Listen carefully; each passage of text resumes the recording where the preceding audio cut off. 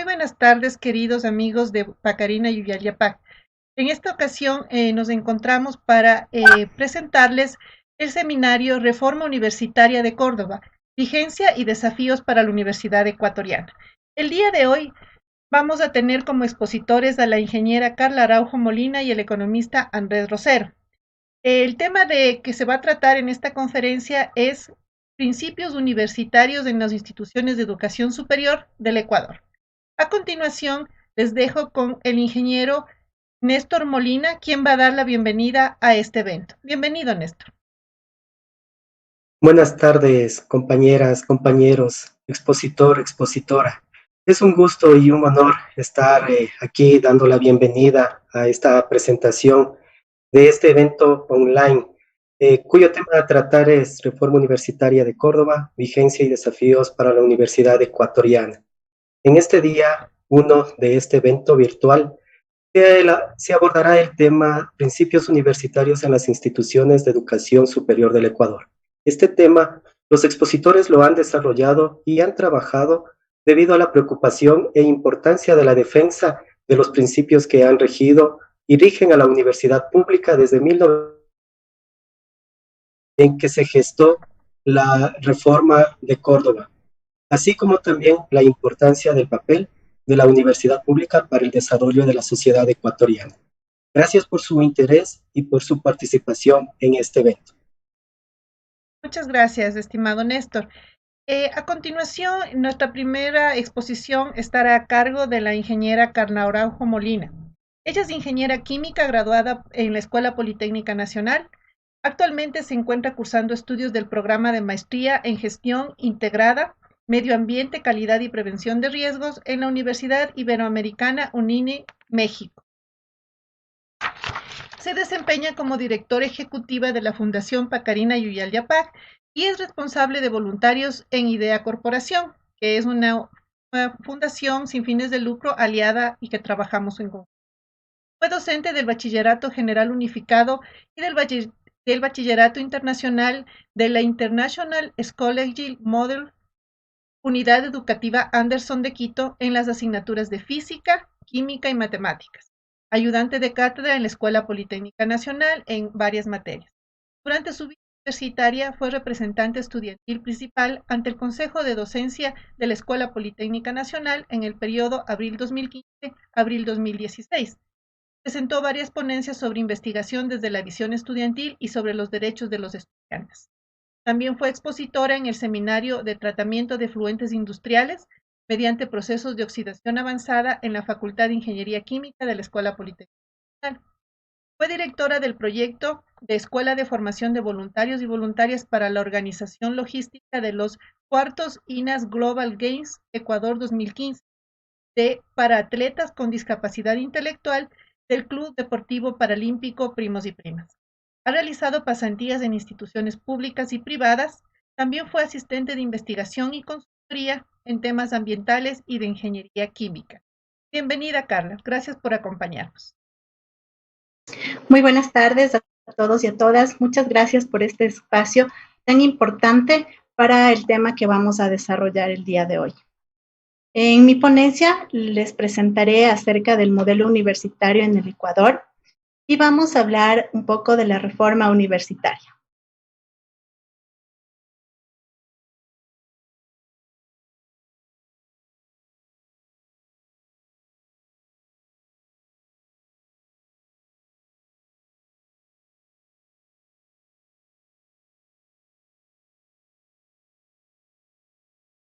Si me ayudan con las diapositivas, por favor.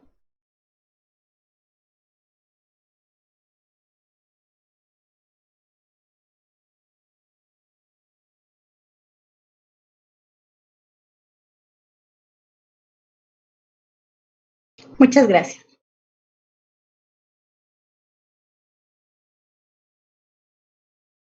El contenido de esta ponencia está dividido en 4 partes. La primera es la reforma universitaria, la segunda, limitaciones en la ejecución de la ley, la tercera, representación estudiantil y por último, conclusiones. Siguiente, por favor. La reforma universitaria y el movimiento reformista de Córdoba en 1918 estuvo determinado por grandes acontecimientos: la Revolución Mexicana en 1910, la Revolución Rusa en 1917. Este tiempo ha sido denominado por Carli como el tiempo latinoamericano y mundial. Es importante decir que el movimiento estudiantil tuvo grande vinculación con las clases trabajadoras. Es por eso que tuvo la fuerza necesaria para impulsar una reforma de tal magnitud. Siguiente, por favor.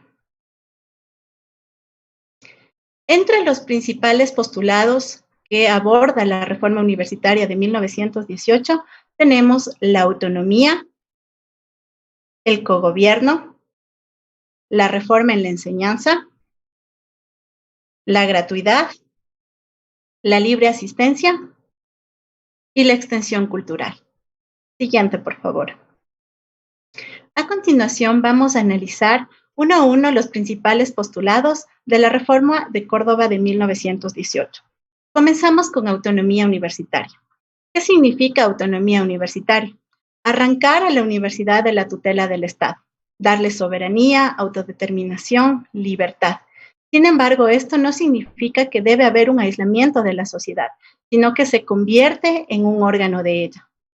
En cuanto al cogobierno, elección y participación de los elementos constitutivos de la universidad, quienes son los profesores, los estudiantes, graduados y trabajadores, en la composición de los órganos de gobierno. Siguiente, por favor. En cuanto a la reforma de enseñanza, se postuló la libertad de cátedra, la docencia libre, la cátedra periódica y por concurso y la libertad de estudios. En cuanto a la gratuidad, se proclamó una gratuidad absoluta en la enseñanza a través de la creación de la universidad nocturna, sistema de becas para jóvenes pertenecientes a la clase obrera, residencia universitaria gratuita para los estudiantes de escasos recursos económicos. Siguiente, por favor. Sobre la libre asistencia, abrir la universidad a sectores más amplios de alumnos, sin consideración de su origen y posición social, y facilitar en todo lo posible el acceso a estos sectores a las profesiones y especialidades. En cuanto a la extensión, he querido colocar esta frase de Agustín Aguirre que me parece que resume todo lo que debe ser la extensión. Si el pueblo no puede ir a la universidad tiene que ir hacia el pueblo. ¿Cómo? Con la creación de cursos de verano para empleados y obreros, misiones culturales, mesas redondas, seminarios, publicaciones populares, programas radiales, entre otros.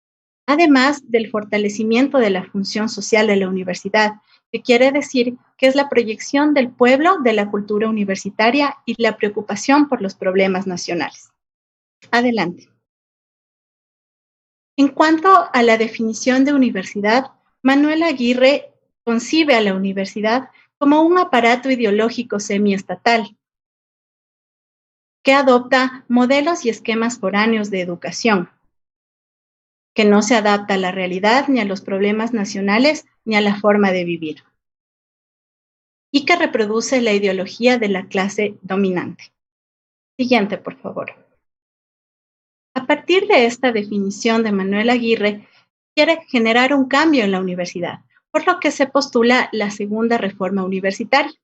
Esta segunda reforma universitaria se da en la década de los 70. Se llama así porque mantiene y defiende los postulados de 1918. Además, concibe conquistas democráticas del movimiento estudiantil. Aquí vale recalcar que hubo una lucha nacional de bachilleres para la eliminación del examen de ingreso a las universidades. Y en 1969 se da una masacre de bachilleres en Guayaquil. Además, debemos recordar que esta época estuvo una dictadura militar nacionalista y un entorno dominado por un proyecto reformista burgués. Siguiente, por favor. Los postulados de la segunda reforma universitaria se basan en 5 ejes fundamentales. La función social, que es la universidad al servicio de la comunidad. La investigación, que debe estar en todos los campos de la ciencia y la tecnología. Debe ser una universidad nacional que pueda intervenir en el debate de los problemas que afectan al país. Debe ser una universidad crítica que analiza su entorno y una universidad de puertas abiertas, quiere decir la supresión de los exámenes de ingreso. Siguiente, por favor. En cuanto se dio esta segunda reforma universitaria, el gobierno vio que se querían dar un giro de 360 grados a la Universidad Ecuatoriana. Es por ello que en 1970 crea la Ley de Educación Superior. Para Manuel Agustín Aguirre, esta nueva Ley de Educación Superior era una nueva carta de esclavitud universitaria. También comenta que esta ley fue expedida en secreto, sin consultar a las universidades del país y que constituye la muerte de la Universidad Laica Ecuatoriana. Obviamente, niega los postulados de la reforma de 1918 y desconoce la segunda reforma. Siguiente, por favor. Ahora que estamos hablando un poco de las leyes en el Ecuador, vamos a hablar también de la Ley Orgánica de Educación Superior, conocida también como LOES. Está vigente desde el 12 de octubre del 2010, fue reformada el 2 de agosto del 2018. En cuanto a la ley del 2010, diremos que las leyes y reglamentos impuestos por el Ejecutivo han puesto en peligro la existencia de la universidad pública, no solo por la falta de conocimiento de la realidad de la universidad, sino también por la imposición de objetivos y metas a ser alcanzados en un tiempo demasiado corto. Es decir, nos someten a un cambio que era necesario, pero sin los plazos adecuados ni la reglamentación. Como pueden ver en la imagen, es una imagen cuando yo era estudiante. Nosotros fuimos a la Asamblea Nacional con una manifestación con estudiantes de la Politécnica Nacional y como fuimos parte de las mesas que trató la LOES antes de ser aprobada, vimos que se cortaban muchas de nuestras libertades y afectaban a algunas cosas como el cogobierno, la autonomía. Es por eso que quemamos una LOES en papel frente a la Asamblea para demostrar nuestro rechazo a esta nueva ley. Además, esta nueva ley nombra algunos principios de la reforma universitaria de Córdoba, pero con una definición diferente a la que fue planteada en 1918, como vamos a ver a continuación. Siguiente. En la reforma de la LOES se reformaron en total 148 artículos. Las principales diferencias entre la LOES del 2010 y la reformada en el 2018 es que todas las universidades y escuelas politécnicas son instituciones de docencia e investigación. Quiere decir que se elimina la tipología de las universidades. Además, se reconoce el nivel técnico-tecnológico superior como tercer nivel. Existen 3 representantes de las instituciones de educación superior, quienes son los rectores, que se van a incorporar como delegados al Consejo de Educación Superior CES, con voz pero sin voto. El Consejo de Evaluación, Acreditación y Aseguramiento de la Calidad, conocido como CEACES, sería reemplazado por el Consejo de Aseguramiento de la Calidad, CASES. El requisito de doctorado exigido para ser profesor titular principal de una universidad o escuela politécnica será obligatorio a partir del 1 de enero del 2023.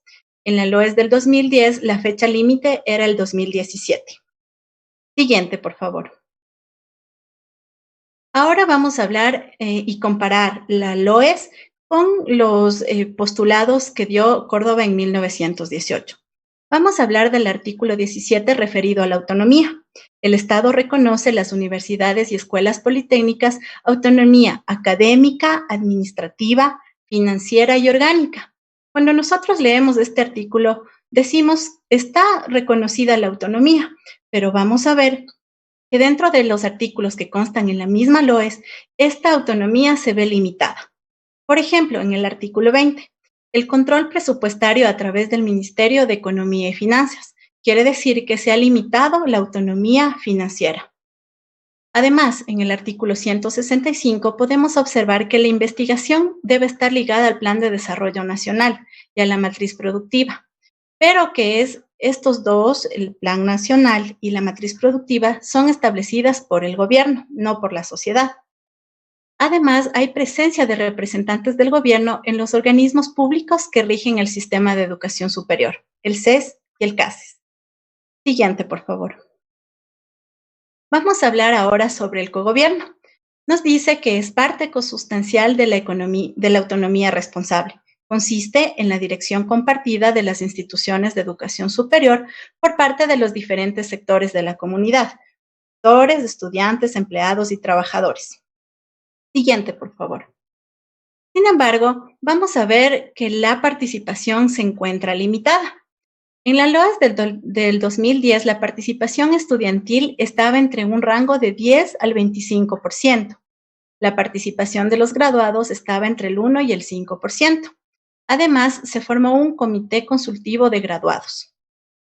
Algo que atentó bastante a los representantes estudiantiles es este requisito que se colocó, que es que los representantes estudiantiles no debían haber reprobado ninguna materia durante toda su vida estudiantil.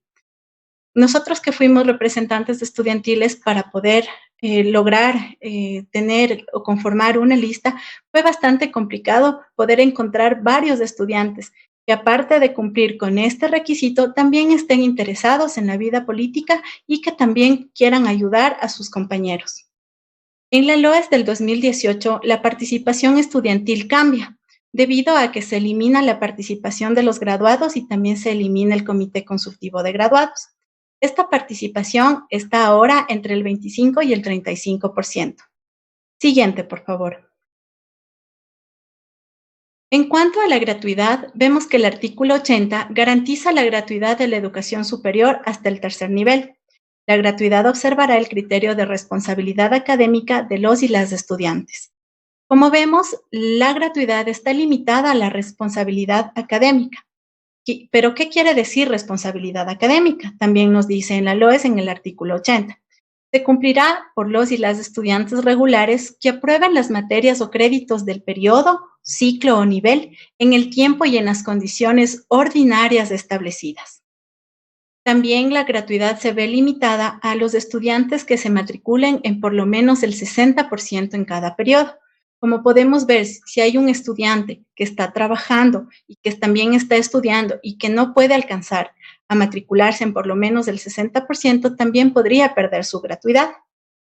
Siguiente, por favor. En cuanto al ingreso, muchas de las personas que nos están viendo tal vez pudieron estar en estos procesos de ingreso, tal vez fueron parte de ellos. En la LOES del 2010, el mecanismo de ingreso era el examen. La CENESID era quien coordinaba el sistema de nivelación y admisión, mientras que en la LOES del 2018 el mecanismo de ingreso ya no fue solo el examen, también se contó con los antecedentes académicos, la condición socioeconómica y otros aspectos de la política. Pero al ver estos artículos también vamos nosotros a ver algunas limitaciones para la ejecución de la LOES, que lo vamos a ver a continuación. Siguiente, por favor. En cuanto a la autonomía, el presupuesto general entre el 2016 y el 2020 se ha reducido en un 17.42%. Quiere decir que este tema no es solo de este año. Esta reducción ya comenzó desde el 2017 hasta la actualidad. Además, la capacidad promedio de ejecución del presupuesto apenas ha llegado al 85%. Vamos a ahondar un poco más en este tema. Siguiente, por favor. El Observatorio de Gasto Público realizó un análisis detallado de la ejecución presupuestaria de 31 universidades y escuelas de educación superior estatales, donde comprobó que en realidad el 84.62% es la ejecución presupuestaria de estas universidades, que lo que quiere decir que se deja un 15.38% de fondos que no se han utilizado al cierre del 2019. Siguiente, por favor. Debemos también comprender que la distribución de los recursos se rige a ciertos criterios que vamos a ver a continuación. El número de estudiantes, el costo por carreras y niveles, el número de docentes y su nivel académico, la evaluación y acreditación de las instituciones, los proyectos y los resultados de los programas de investigación, la producción científica y tecnológica y los servicios y programas de bienestar estudiantil, atención a docentes y el personal.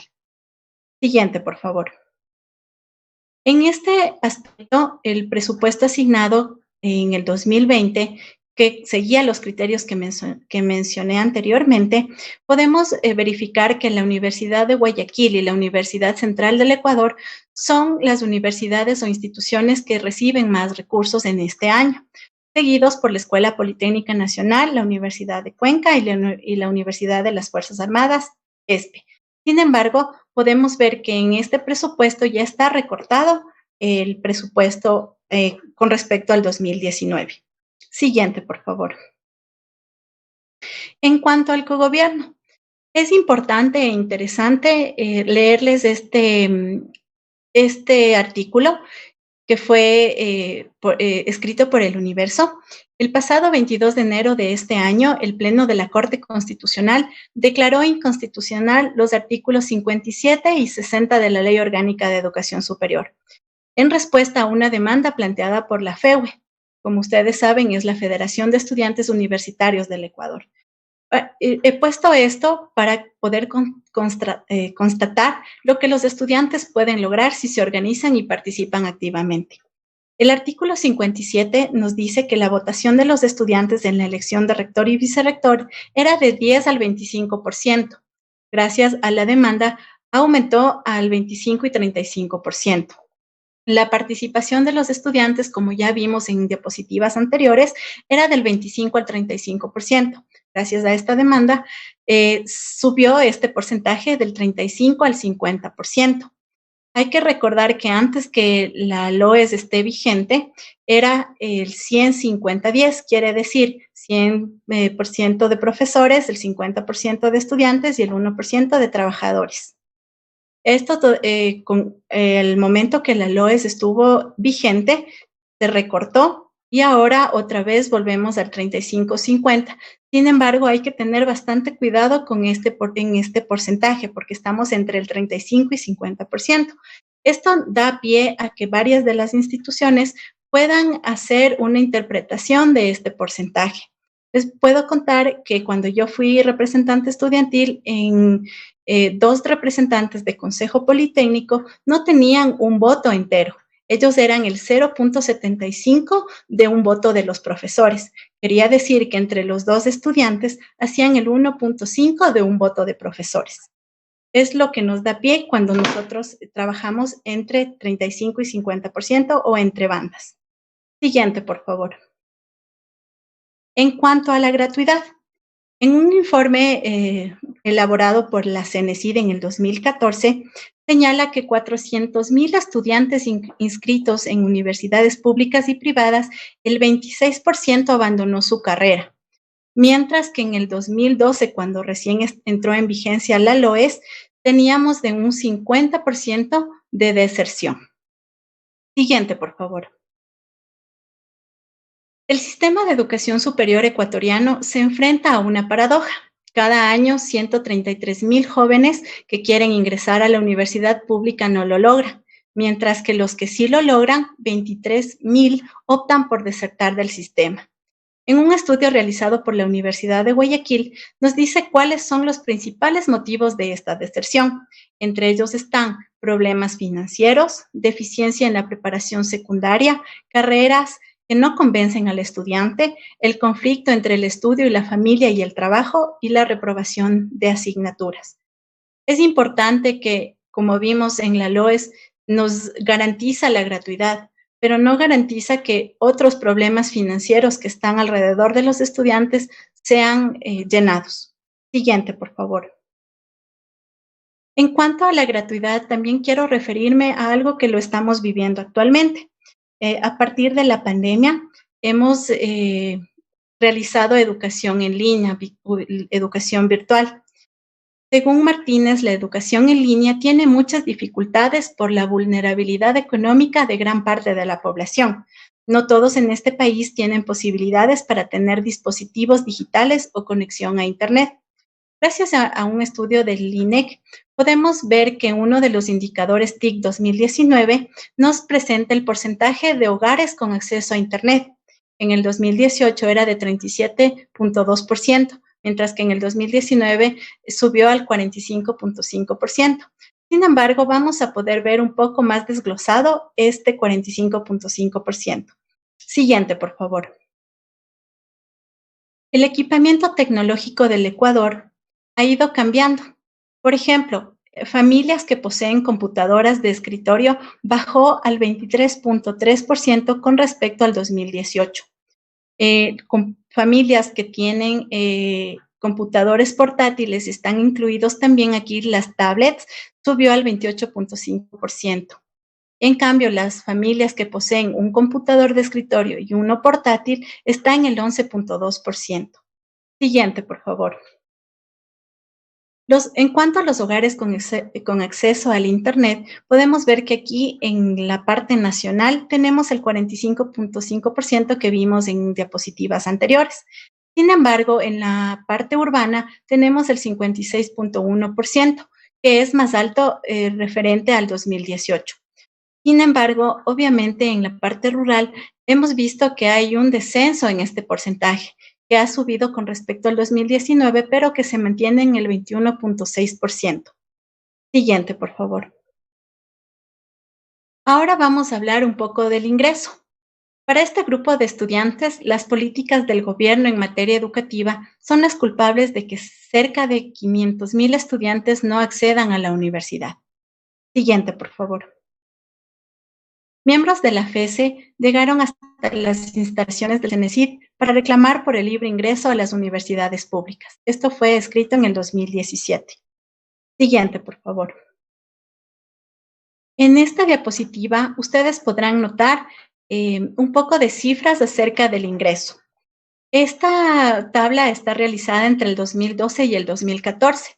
Como vamos a poder ver, están los inscritos, quienes han realizado el examen, quienes han aprobado, quienes han postulado, a quienes se les ha asignado un cupo y quienes aceptan a la final ese cupo. Está todo el proceso. Como podemos ver, este proceso, se va reduciendo.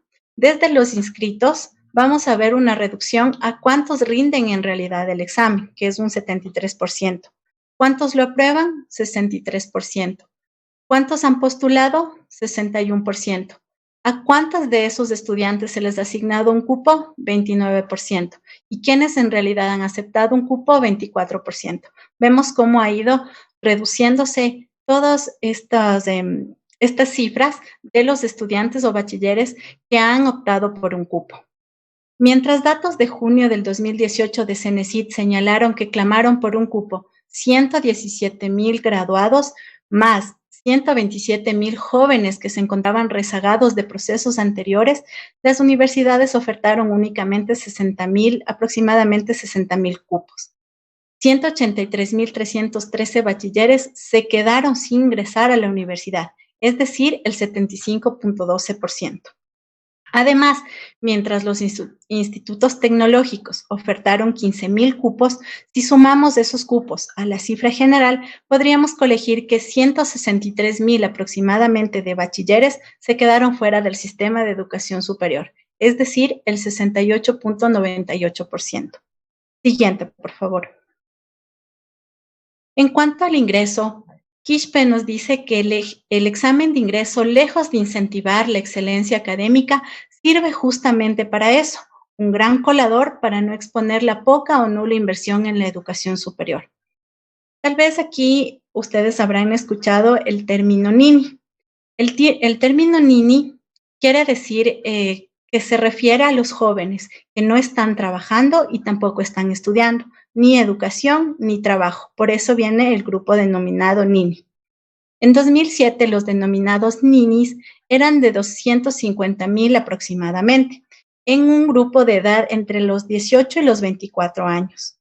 Si es que se suma el grupo hasta los 34 años, se tiene un total en el 2007 de 430,000 jóvenes, ninis.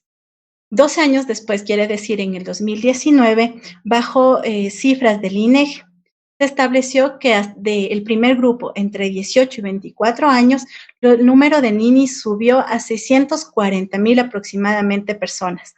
Y si es que se les incluye al grupo de los 34 años, llega a 1,120,000 aproximadamente de ecuatorianos, que son, como ustedes, como ya dije anteriormente, ninis, ni trabajo ni estudio.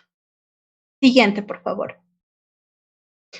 A partir de esto, quiero hablarles un poco de la experiencia que tuve como representante estudiantil. Siguiente, por favor. Los logros que tuvimos en el movimiento estudiantil, creamos un movimiento que se llamó Poliactiva. Entre los principales logros que conseguimos en el periodo 2015-2016, que formamos parte del Consejo de Docencia. ¿Por qué estuvimos en este consejo? Es el consejo que tiene máxima autoridad en la parte académica de la Escuela Politécnica Nacional. Nos pareció interesante ser parte de este consejo porque aquí se trataban todos los temas académicos de la institución. Uno de los logros fue la defensa de la gratuidad de la educación para estudiantes con problemas familiares, económicos y académicos. Además, la defensa del cogobierno, formando parte de varias comisiones que se formaban en el Consejo para analizar temas como el reglamento de régimen académico de la Escuela Politécnica Nacional, la unidad de titulación y la acreditación de carreras.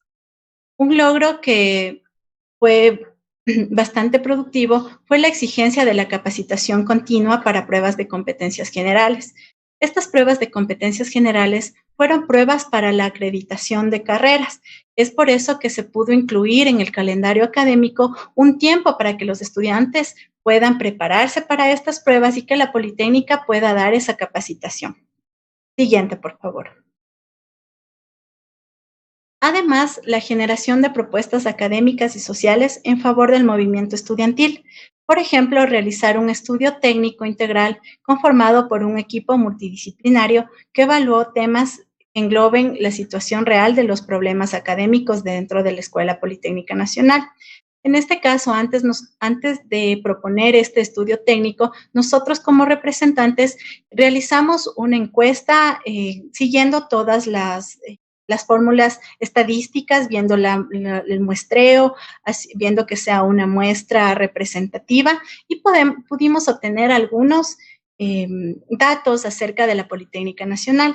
Entre ellos pudimos obtener en ese tiempo que el 57% de estudiantes de la Escuela Politécnica Nacional entre el periodo del 2015 y 2016 pertenecían a instituciones fiscales.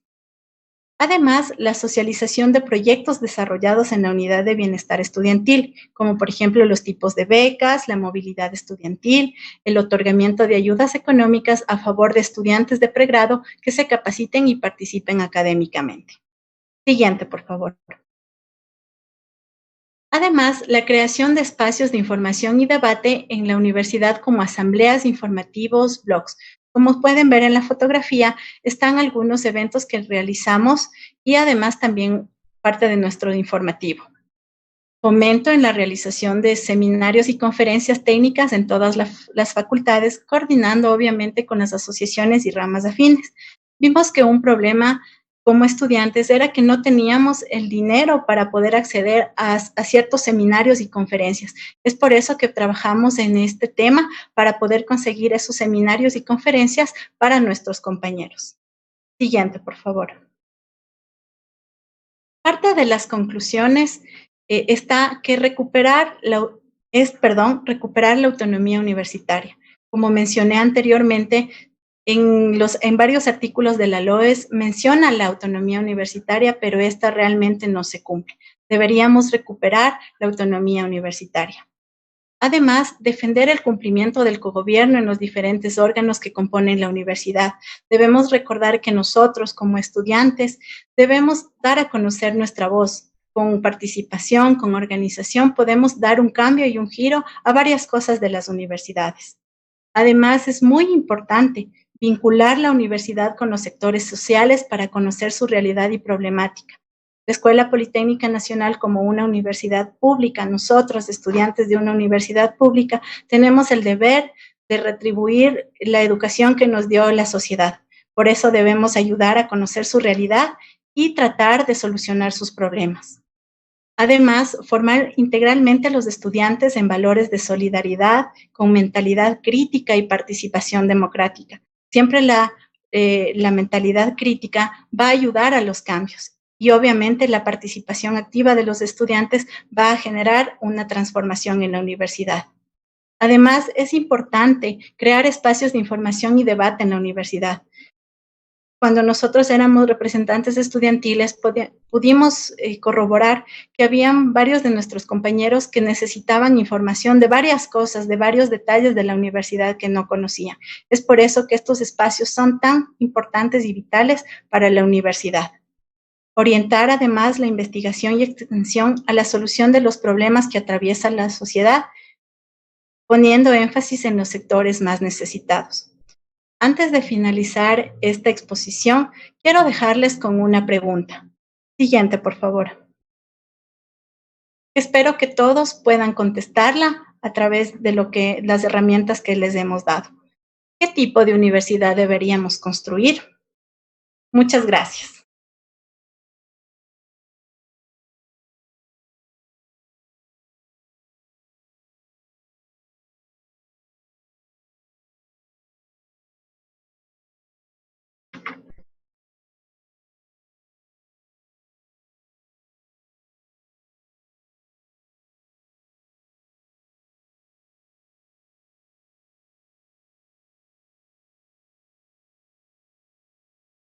Agradecemos a la ingeniera Carla Araujo por esta importante ponencia que esperamos sea de importancia para todos los estudiantes universitarios que nos están siguiendo, que puedan conocer más sobre la reforma de Córdoba y, por supuesto, de lo que está pasando en la Universidad Ecuatoriana hoy.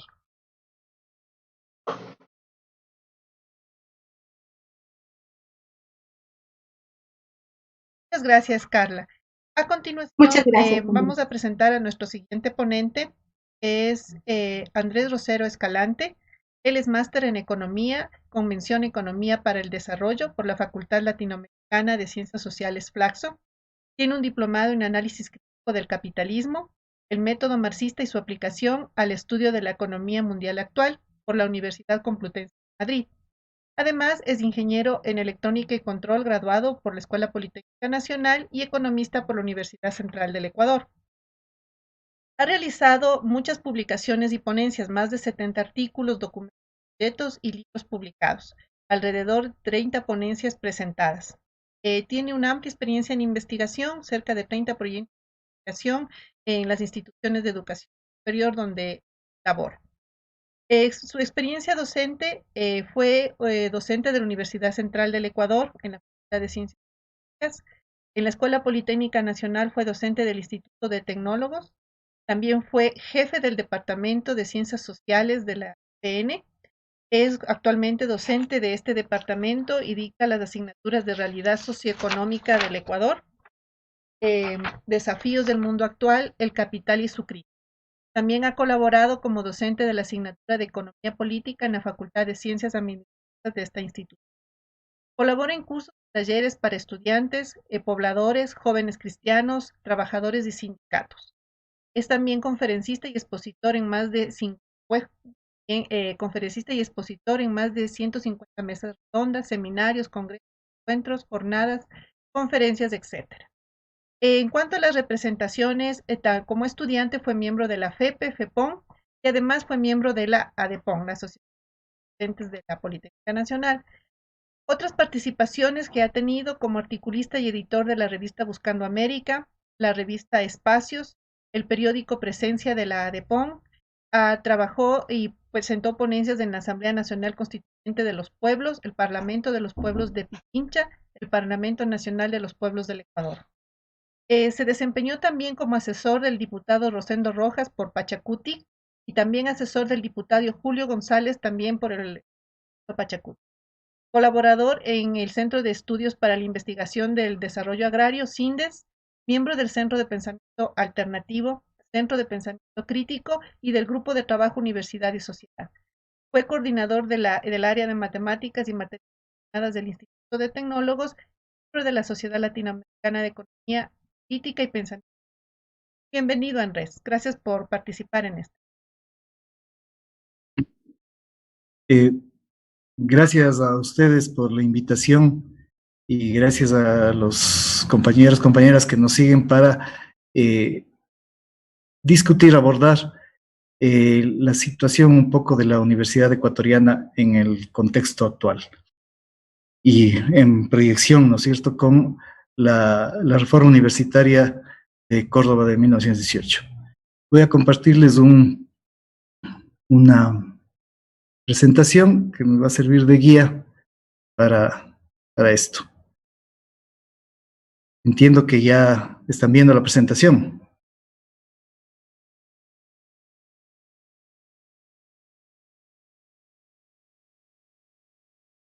Ya.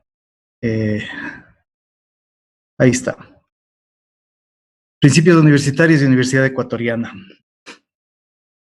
Esta presentación está dividida en 3 partes: Estado, Universidad, Sociedad, la Universidad y el Capital, y la contrarreforma universitaria puesta en ejecución.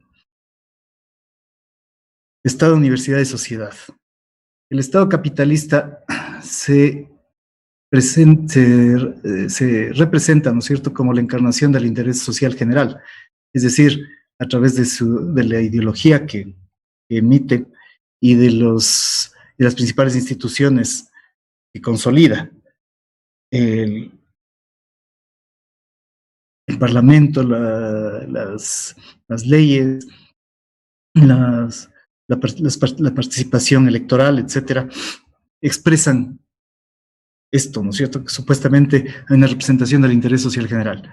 Pero si viéramos con más detenimiento las leyes, las decisiones que se toman en el Estado, veríamos que este Estado, el Estado ecuatoriano, es un Estado capitalista que representa el interés general de la clase que domina en esta sociedad. Y como tal, cumple algunas funciones. Se presenta primero como una comunidad ilusoria, claro, situada por encima y con independencia, precisamente para ocultar el carácter clasista que tiene, para generar una falsa identidad común que se sintetiza en la noción de ciudadanía.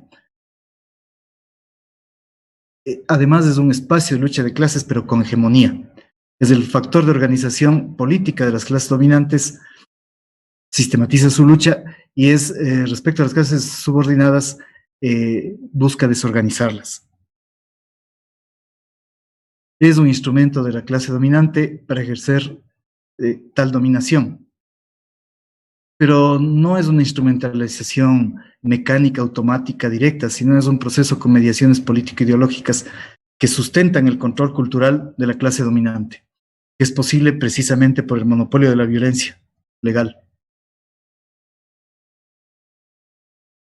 El Estado es el aparato público de construcción de hegemonía como consenso y coerción. Como decía un gran teórico, el Estado es todo el complejo de actividades prácticas y teóricas con las cuales la clase dirigente no solo justifica y mantiene su dominio, sino también logra obtener el consenso activo de los gobernados. O sea, su vínculo activo, no pasivo. De ahí que el Estado es consenso acorazado de coerción. Claro, esto estamos viéndolo así rápido nomás, pero se podría profundizar y mucho, ¿no es cierto?, en todo esto que les estoy diciendo y por qué se dice lo que se dice. Pero como estamos en esto solo poniendo un ambiente sobre lo que es la relación entre el Estado y la universidad, por eso vamos así. La interacción universidad-sociedad-Estado, entendida sin jerarquías ni determinaciones como se entendía en la Constitución del 98, se queda solo en la superficie del fenómeno, en la apariencia. Tampoco la sociedad irá donde vaya la universidad, como sostenía Osvaldo Hurtado, sino que la universidad más bien ha ido hacia donde le ha conducido en primer lugar al interés dominante materializado socialmente. Tampoco la universidad es un antro de la mediocridad y la vagancia, la tierra de nadie, una máquina de formación de subversivos, como decían Febres Cordero, coincidiendo con Velasco Ibarra. Es decir, esas concepciones, ¿no es cierto?, sobre la universidad y su relación con la sociedad y con el Estado. La Constitución del 2008 subraya la vinculación al Estado para imponer las políticas decididas desde él. Se trata de racionalizar la universidad como aparato semiestatal. Es notoria la ausencia de sociedad en la Constitución de la Revolución Ciudadana. Al revés, se fortalece la estadolatría. Pero claro, este es un Estado que no ha cambiado su carácter de clase. Por eso parece más adecuado, ¿no es cierto?, recoger el planteamiento de Manuel Agustín Aguirre en el sentido de que la universidad es una caja de resonancia de la sociedad, expresa la sociedad. La universidad se sitúa en el conjunto superestructural de la sociedad capitalista que se erige sobre la base económica que está determinada por ella, pero interactúa también con ella. Es un aparato ideológico situado en la frontera de lo estatal, por la existencia de universidades y en especial de financiamientos privados, pero desplazado, con un peso mayor en el Estado. Por eso se habla de un aparato semiestatal. Desde el punto de vista del interés de la clase dominante, la función última de la universidad es generar y multiplicar la ideología dominante, la conciencia falseada sobre la realidad. Es decir, incluso la clase dominante admite que la universidad es creadora de cultura, claro, desde su cultura. Y además, la función central de la universidad es formar los cuadros necesarios para la producción y para la reproducción de las relaciones sociales de producción existentes. Por las características de las instancias superestructurales de autonomía relativa y específicamente de estos aparatos semiestatales, que son a la vez espacios de lucha de clases y de construcción de hegemonía, en la universidad se expresan las contradicciones existentes en la sociedad y la hegemonía de clase, pero con las mediaciones que habíamos mencionado, que son ideológico-políticas. Universidad y capital. En ese contexto, entendiendo que la universidad es parte de la institucionalidad producida en una sociedad capitalista, el proyecto, han habido distintos proyectos de universidad conforme han ido cambiando los modelos de desarrollo, digámoslo así, existentes. El proyecto de modernización e industrialización del tercer mundo se ejecutó buscando construir una burguesía nacional en la periferia. Esa industrialización de la periferia se da en un contexto, ¿no es cierto?, de hegemonía del mercado mundial del capital monopólico. Entonces, la característica más significativa de esa industria periférica va a ser la dependencia. El conocimiento científico-tecnológico además está fuertemente monopolizado. Esa dependencia genera una escasa demanda de investigación y desarrollo, tanto por la enorme brecha tecnológica que el capitalismo dependiente consolida y ahonda, como por la escasa vocación innovadora y en general inexistente cultura investigativa del empresariado interno de nuestras sociedades periféricas.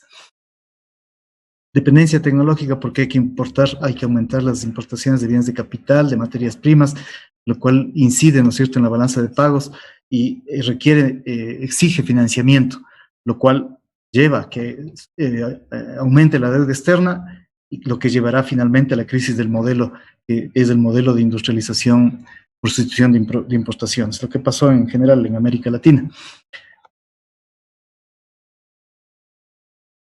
Ante la crisis del modelo de industrialización por sustitución de importaciones, nos impusieron el modelo neoliberal, que en un momento determinado se sintetizó en lo que se llama el Consenso de Washington, que plantea la reforma del sector público, la reducción del déficit fiscal por medio del recorte del gasto público, del gasto social, y una reforma tributaria que aumenta los impuestos indirectos y disminuye los directos, como el impuesto a la renta, y la privatización de las empresas públicas para traspasarlas al capital monopólico.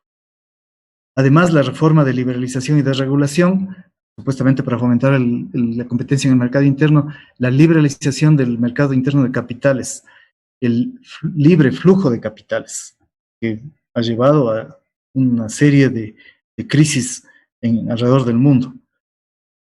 En el Ecuador también tuvo su crisis financiera, como ustedes recordarán, en el año 98, del 98 al 2000, pero es uno de los más de 100 países que ha tenido crisis, porque se han aplicado precisamente estos patrones de liberalización y desregulación.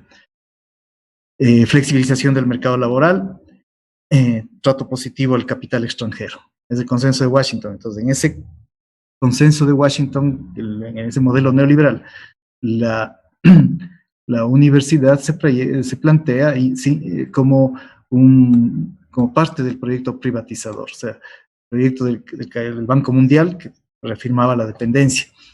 En definitiva, buscando la destrucción de la universidad pública con sus tradiciones de excelencia académica y comunidad democrática, la adaptación de la universidad al nuevo modelo. Ya no es necesario la industrialización por sustitución de importaciones, por lo tanto no es necesaria la generación de ciencia y tecnología, sino articularse, ¿no es cierto?, a los circuitos de reproducción del capital monopólico transnacional. Todo se reduce a mercancía, también la ciencia y la tecnología, y el mercado es todo. La universidad se busca que esté mercantilizada, privatizada.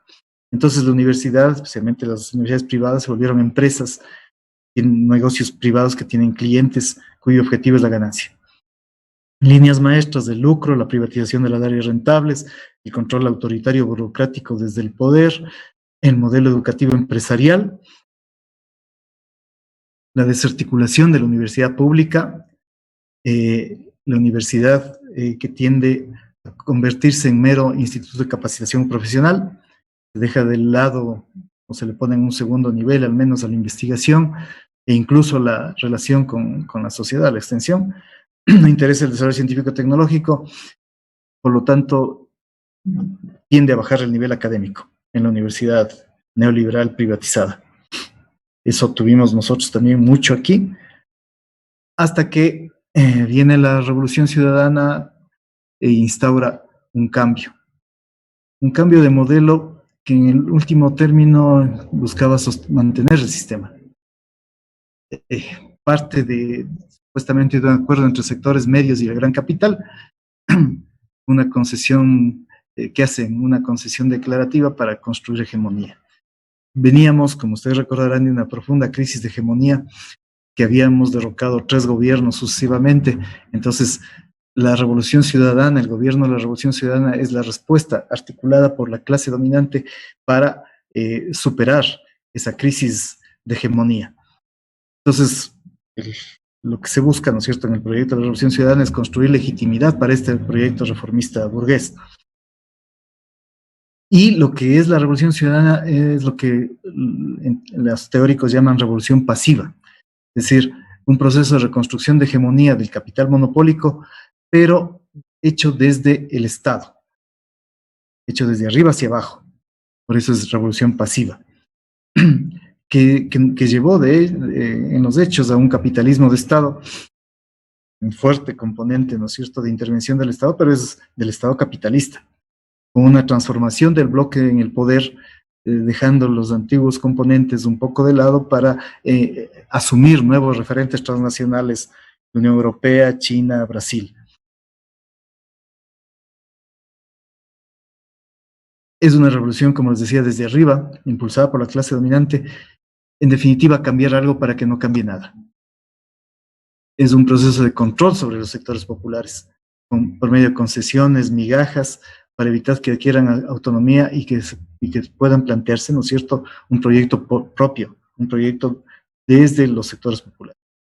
Pero además la Revolución Ciudadana configura un bonapartismo, es decir, un proyecto también autoritario, caudillista, para que el caudillo sea quien dirima las contradicciones de la sociedad. Supuestamente el caudillo se ubica por encima de esas contradicciones y dirime, pero el rato que dirime se hunde profundamente precisamente en las contradicciones, porque escoge un sector u otro y, claro, se hunde en las contradicciones. Entonces, claro que es imposible estar por sobre las contradicciones, pues, pero pretende ser, ¿cierto?, ese César, ese Bonaparte, que se ubica por sobre el movimiento social, lo cual por supuesto no es real, pero se construyen las imágenes, se construye la propaganda como que si esto fuera posible. En realidad lo que hubo es un recambio en el bloque en el poder que reconstruye la hegemonía del capital monopólico.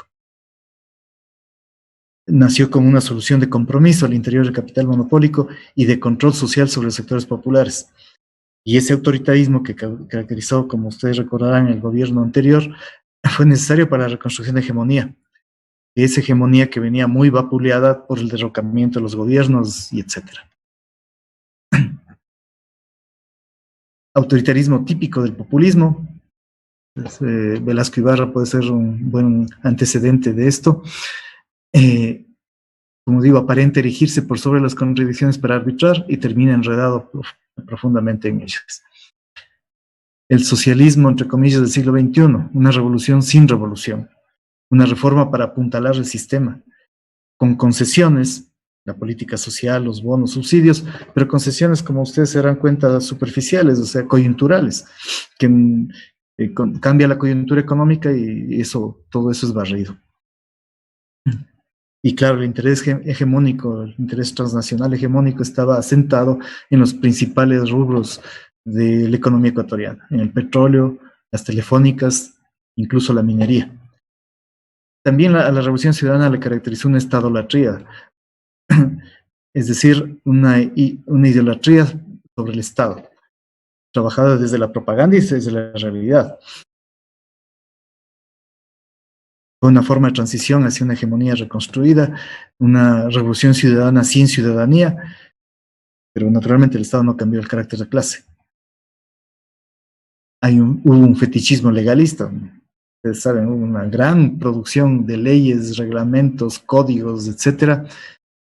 Cuando cambiar las leyes no transforma lo real. O sea, ni siquiera el cambio de la Constitución modificó la realidad, porque el orden es el inverso. O sea, hay que cambiar la realidad para poder construir leyes que respondan a unas nuevas relaciones sociales. No al revés. Las leyes no cambian las relaciones sociales. La omnipresencia simbólica institucional de la ideología estatal, pero es del Estado capitalista, o sea, nunca dejó de ser. Y esa veneración supersticiosa al Estado, ¿no es cierto?, que termina siendo parte de la ideología reformista. Frente a la universidad, consolidan la rectoría del Estado, de ese estado de clase. Ahí les cito el artículo 26 de la Constitución, que dice que la educación es un derecho de las personas y un deber ineludible del Estado. Es un área prioritaria de la política pública, garantía de igualdad e inclusión, condición indispensable para el buen vivir. Las personas, familia y sociedad tienen el derecho y la responsabilidad de participar en el proceso educativo. Garantía de igualdad e inclusión. La educación en manos del Estado, de un Estado de clase, que nos va a garantizar la igualdad, la inclusión, un Estado de clase. Es precisamente la relación inversa, al contrario. Más bien hay que educar al Estado, construir incluso un nuevo Estado, otro tipo de relaciones que se expresen en nuevas relaciones políticas. No este Estado que es un Estado capitalista que por supuesto asume y defiende el interés de la clase que domina en esta sociedad.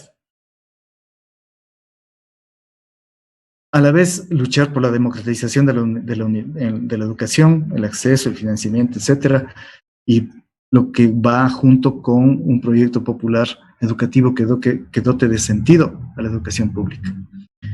Porque la educación como tal es insuficiente para la transformación social. La educación, desde el punto de vista del interés dominante, como vimos, lo que busca es calificar a la fuerza de trabajo para incrementar la productividad. Por ejemplo, en cosas como el racismo, persiste pese a la formación, la educación formal que uno pueda incorporar, por la funcionalidad que tienen cosas como el racismo. Entonces, por eso es que esto de que la educación sea suficiente para la transformación social es bastante discutible. Tampoco ha logrado eliminar la corrupción. Ahí les menciono, los gobernantes, ministros son los primeros corruptos, ex Harvard, comenzando por Mawad y terminando por Fujimori en América Latina, ex estudiantes en Estados Unidos, ahí tienen los apellidos de algunos de los ministros, y habría que agregar a otros más, ¿no es cierto? Por ejemplo, el ministro, este último ministro que fue de funcionario al BID, o sea, por algo van de funcionarios, ¿no es cierto? O sea, no, debe ser que algo han hecho bien, por supuesto, desde el punto de vista del interés del capital transnacional, no desde el punto de vista del interés del pueblo ecuatoriano.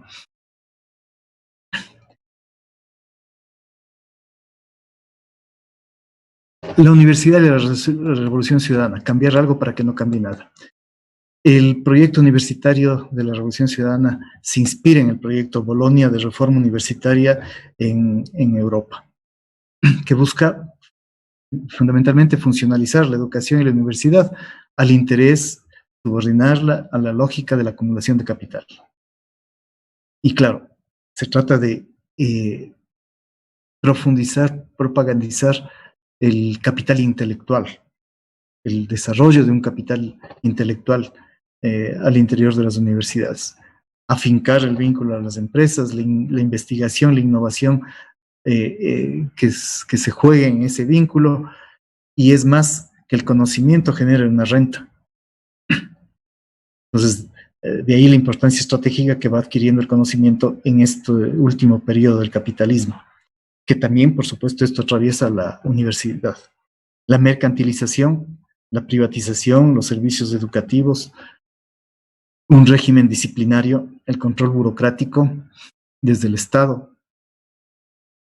que lleva al fin de la autonomía, los tiempos controlados, nada por fuera del interés del Estado, la investigación dirigida, controlada. En definitiva, lo que se busca de este lado es ahogar la función crítica que pueda tener la universidad. Se señalaba, por ejemplo, por parte de Manuel Agustín Aguirre. La contrarreforma en la revolución ciudadana. El contexto. Como decíamos, la revolución ciudadana fue un proceso de reconstrucción de hegemonía tras la crisis y de modernización del capitalismo periférico, que constituye un nuevo bloque en el poder por el predominio del capital transnacional de nuevo tipo, ya no norteamericano, sino chino, brasileño, europeo, de sectores importantes del capital monopólico interno, o sea, de grupos monopólicos pertenecientes a este capital, como asociados subordinados. Podríamos ahí hablar, ¿no es cierto?, del grupo El Juri, del grupo Novis, del grupo Wright, etcétera. Y además de una fracción emergente que realizó su acumulación primitiva y sigue realizando hasta ahora su acumulación primitiva desde el poder del Estado.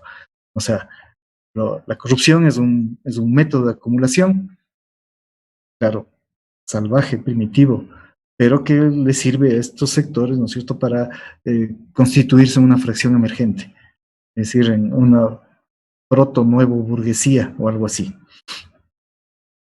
De la profunda crisis de hegemonía, eso nos llevó a un régimen bonapartista. La revolución pasiva está obligada a hacer concesiones a la estadolatría por la burocratización. El núcleo, ¿no es cierto?, de esta reforma era imitar la universidad del primer mundo. Copiando la forma se obtiene el fondo. Obviamente que no, pues, ¿no es cierto? Ya los hechos están diciendo que no. Digamos, antes podíamos incluso cuestionar esa visión, ¿no?, de que hay que imitar la universidad del primer mundo para ser parte del primer mundo. Allá existen proyectos burgueses hegemónicos consolidados, existe una industria real, cosas así. Acá no. Allá está la universidad articulada, financiada por el Estado y las empresas. Acá no. En el Ecuador no existe un proyecto de capitalismo nacional. Ni antes existió, ni ahora existe un proyecto de capitalismo nacional.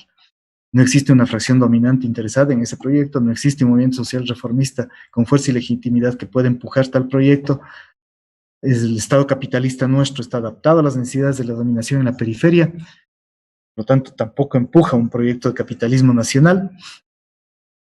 Hoy incluso un proyecto de esas características exigiría ciertos niveles de desconexión del mercado mundial que jamás se plantearon durante los 10 más 4 años de la Revolución Ciudadana. Y peor en la mitad del mundo de la globalización neoliberal, donde no existen las condiciones de Guerra Fría que dieron lugar, ¿no es cierto?, a las experiencias del sudeste asiático, y tampoco nosotros tenemos a nuestro ver un triunfo revolucionario como el de China, que el año 49 hace esa separación del mercado mundial que posibilita crear un mercado interno que después fue aprovechado ya en el proceso de degeneración burocrática de ese proceso revolucionario, abrió, sin embargo, el espacio para el desarrollo capitalista actual.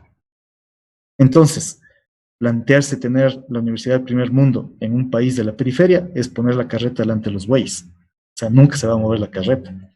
Crear lo derivado, una universidad eficiente y productiva, sin tener lo principal, una burguesía con vocación hegemónica, nos lleva a lo que nos ha llevado. Y el ejemplo claro, ¿no es cierto?, de esto puede ser el IHI.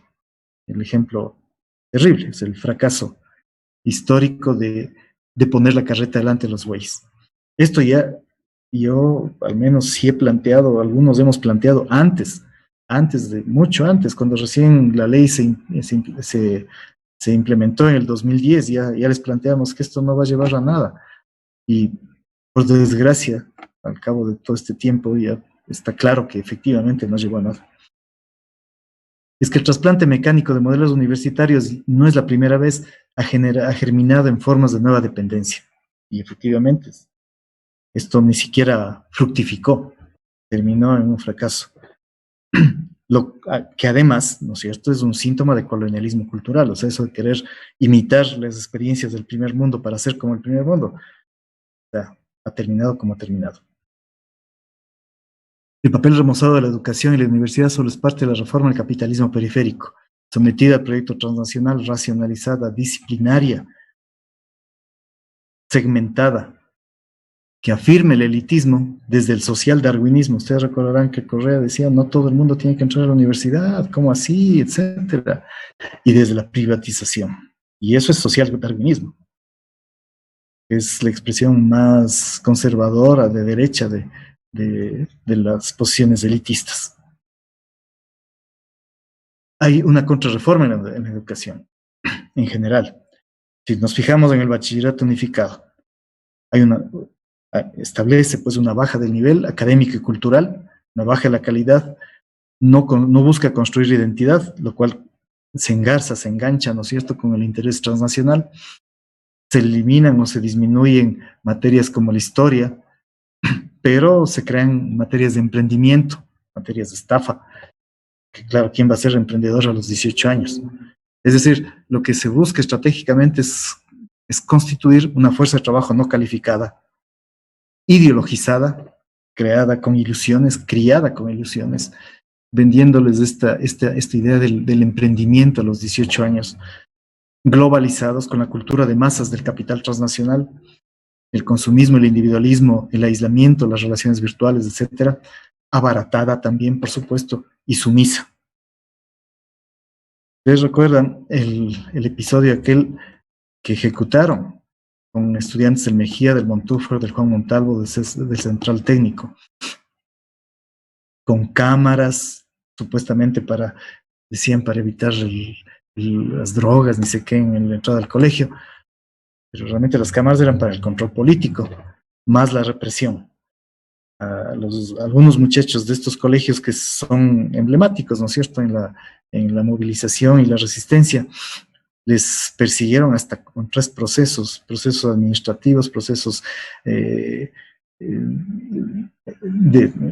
educativos y procesos hasta penales. 3 procesos por la misma falta, o sea, es hasta inconstitucional eso. Pero claro, la idea era disciplinar, ¿no es cierto?, amedrentar a los estudiantes secundarios. Pero ya ven, o sea, esto no está colgado del techo, o sea, no es una idea de un sector autoritario porque es autoritario, sino el autoritarismo se ejerce, se engarza, ¿no es cierto?, con los intereses sociales que defiende un ejercicio político de esas características. Entonces, fuerza de trabajo no calificada, el ejemplo son los polivalentes, ustedes han de haber visto, ¿no es cierto?, que no se necesita tener demasiada calificación, entonces está bien, se pueden ser bachilleres. Y claro, los métodos de enseñanza refuerzan aquello, ¿no es cierto?, el memorismo, la mecanización, la obediencia, la visión tecnocrática, la visión normativa, dogmática de la enseñanza. Apúntese ya. Y en la universidad, la contrarreforma, que se inspira, como decía, en el Plan Bolonia, ha significado la eliminación de la autonomía, la libertad, las libertades que pueden haber dentro de la universidad están normadas. Libertad de cátedra, de investigación, de generar estatutos, de programas de estudios, de gobierno, los nombramientos, de presupuesto, de patrimonio, todo está normado por la ley y los reglamentos. En un sistema que además está regido por el Estado. El CES, en el CAS, el CES, CAS, en el CID, están controlados por el Estado. Y a través de ellos controlan al sistema universitario. Ese control del Estado, por supuesto, no es gratuito, es parte de la reforma capitalista para funcionalizar la universidad al capital. Control del presupuesto, control de los organismos que rigen la universidad, la estrangulación del pensamiento crítico, la imposición administrativa de verdades oficiales y el ahogo de la democracia. Eso puede ser el resultado de un modelo así, que, claro, o sea, nos restringe las posibilidades de discusión, de desarrollo de pensamiento. Disminución del cogobierno, Ya Carlita ya les expuso algunos detalles de esto, o sea, la representación estudiantil restringida con requisitos académicos, lo cual es antidemocrático y anticonstitucional. Las autoridades académicas designadas, lo cual lleva, por supuesto, una concentración del poder al interior de la universidad. La libertad de cátedra controlada, vigilada, la burocratización, o sea, lo que nos obligan a los profesores a llenar papeles, formularios, formatos de informes, solicitudes, etcétera, etcétera, etcétera, para el control burocrático. No hay libre ingreso. En vez de abrir la universidad, la cerraron, con lo que dejaron a decenas de miles. Incluso con los números que veíamos antes, más de 100,000 muchachos y chicas que se quedan fuera del sistema universitario. El examen de ingreso es un ejercicio de sometimiento, de introyección de la sumisión, que llevó, ¿no es cierto?, también a la privatización. Centros privados para el ingreso, centros privados para enseñar a dar un examen. Y por supuesto, el rato que la universidad pública restringe el ingreso, las universidades privadas se beneficiaron y muchísimo de eso, porque algunos estudiantes de la clase media para arriba que tienen posibilidades de entrar a estas universidades, pues derivaron hacia allá, que antes entraban a las universidades públicas, ahora van a las universidades privadas, lo cual, claro, ahonda un proceso de elitización. La gratuidad está restringida, como ya lo mencionó Carlita antes. La investigación y desarrollo, lo que se planteaba, ¿no es cierto?, es bajo el control del capital transnacional, para mantener, ¿no es cierto?, el control del conocimiento por parte del capital transnacional. El Estado, algo, pero en general la investigación que se hace en el Ecuador es más bien marginal y mucho de esa investigación es no pertinente, es decir, publicar en revistas indexadas para hablar de cosas que no son pertinentes para el Ecuador. Entonces, lo que se busca, ¿no es cierto?, si desde el colegio lo que se buscaba es una fuerza de trabajo no calificada, ahora desde la universidad se busca obtener una fuerza de trabajo calificada, pero hasta cierto punto, o sea, apta para manipular la ciencia y la tecnología que vienen desde afuera, no para crearlas, y asimismo ideologizada, abaratada, sumisa.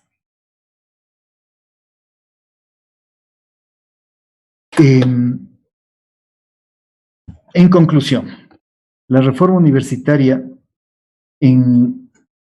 se da en una situación concreta, en una situación específica de reconstrucción de hegemonía y de modernización del capitalismo periférico, el capitalismo realmente existente. Y tuvo esas características, y tuvo y tiene esas características. Lo que significa, por otro lado, ¿no es cierto?, que ha retrotraído las cosas a hace más de 100 años. Es decir, no hay autonomía, no hay libre ingreso, la gratuidad está reglamentada, normada, el cogobierno está reducido. Es decir, algunos de los ejes centrales que motivaron la movilización que llevó a la reforma universitaria en Córdoba se han perdido. Desde ese punto de vista, desde el punto de vista de los principios universitarios, en definitiva, esta contrarreforma universitaria impuesta por la Revolución Ciudadana nos llevó a 100 años atrás, pero. Muchas gracias.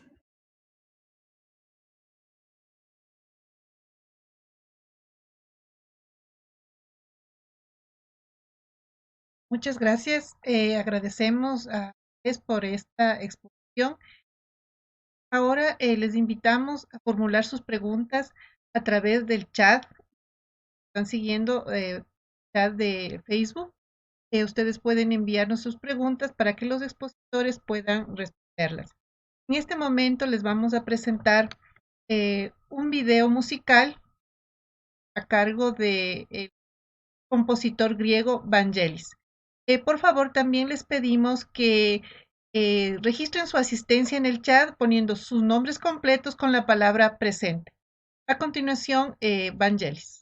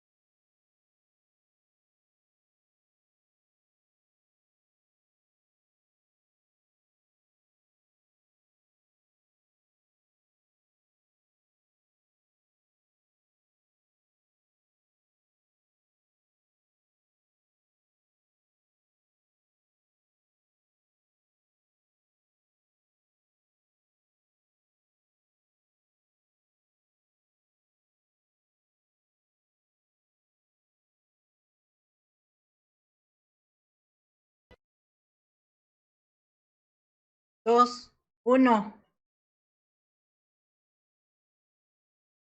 Muchas gracias por esperarnos de este momento. Espero que el video que les presentamos haya sido de su total agrado. A continuación, vamos a pasar a presentar las preguntas para nuestros ponentes. Por favor, Néstor, nos con las preguntas. Sí, buenas noches. Tengo una pregunta para los dos expositores. Dice, ¿cómo se podría reconquistar los derechos de la universidad pública? Bueno, comencemos con Carla, en el mismo orden, por favor. Listo, muchas gracias. Bueno, yo creo bastante en la organización y la participación del movimiento estudiantil. Como decía en mi exposición, crear espacios de discusión y debate en la universidad logrará crear las políticas y las herramientas para que el movimiento estudiantil impulse junto con los docentes, junto con las autoridades, una real reforma donde estén contemplados los principios que nos dijo el movimiento reformista de 1918, la autonomía, el cogobierno, lo que es la libre enseñanza, la extensión cultural. Obviamente debemos recordar que la universidad debe estar siempre vinculada a los sectores sociales. Es muy importante esto porque la universidad no debe aislarse de la sociedad, sino, como decía también, ser parte de ella y construir junto con la sociedad una transformación y un cambio para el Ecuador, que es lo que más necesitamos.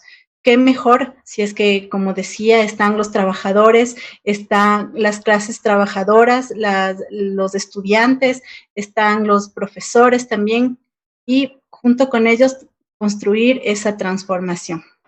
Es mi opinión. Muchas gracias. Gracias. Por favor, Andrés. Ya. Un proyecto de transformación de la universidad tiene que estar necesariamente vinculado con un proyecto de transformación de la sociedad. Es decir, una reforma democrática de la universidad es un proceso permanente y puntual, y un puntal, ¿no es cierto?, de la transformación social, que dé continuidad a las tradiciones democráticas de la primera y segunda reformas, a las que nos hemos referido esta noche, que apunte hacia la gratuidad, de la autonomía, del libre ingreso, por medio de la reforma académica,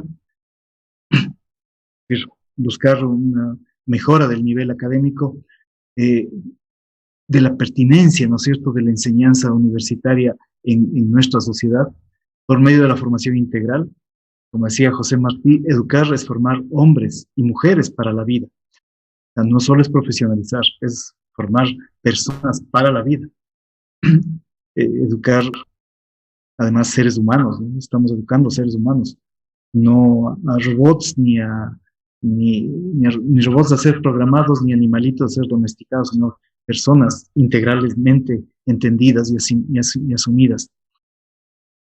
Por lo tanto, una formación crítica, democrática, eso es fundamental, ¿no es cierto?, que los estudiantes se formen, adquieran conocimientos lo más ampliamente posibles y con una perspectiva crítica sobre la realidad, con sensibilidad social, con capacidades además desarrolladas, con conciencia, como decía, con conciencia crítica, comprometidos con su pueblo y con la transformación de su realidad.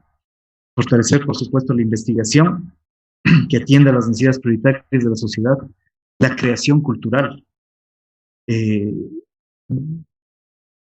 con participación estudiantil, por supuesto, dentro del ámbito universitario, la extensión, la vinculación a la realidad externa, para servir a la sociedad en base a las necesidades nacionales y a las necesidades de los sectores mayoritarios de nuestra población. En diálogo, ¿no es cierto?, con esa sociedad y con el medio natural.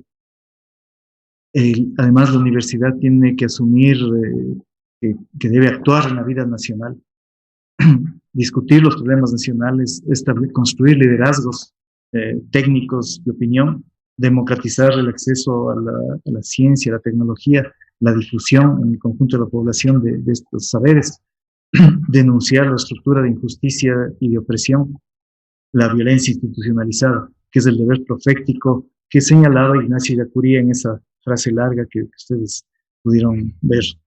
El desarrollo de una cultura nacional científico-tecnológica, aplicar los conocimientos apropiados, la adaptación tecnológica, la defensa y preservación del medio ambiente, la recuperación de los conocimientos ancestrales de nuestros pueblos, construir la identidad nuestra, la identidad latinoamericana.